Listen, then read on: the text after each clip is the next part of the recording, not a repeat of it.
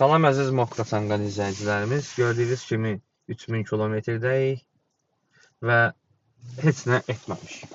Necə heç nə etməmişik? Nə bir ustaya getmişik, nə bir yerə göstərmişik.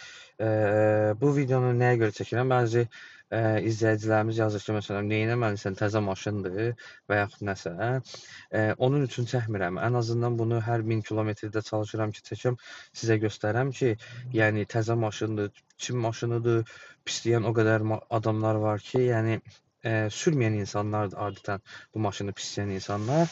O da mən sürürəm və sizə real olan şeyləri, yəni bu dəqiqə xarab olsa belə, yəni videoya çəkib sizə göstərəcəm ki, qardaş bu maşın Çin maşını xarab oldu.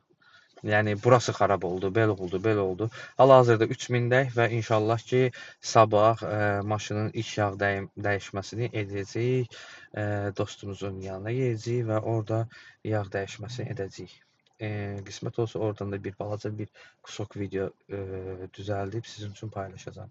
Sağ olun, yaxşı qalın. Yenə deyirəm, məqsəd hər 1000 kilometrdə bir çəkməkdir və hər 1000 kilometrdə bir mən bu maşın üçün nə etdiyimi sizə göstərməyimdir.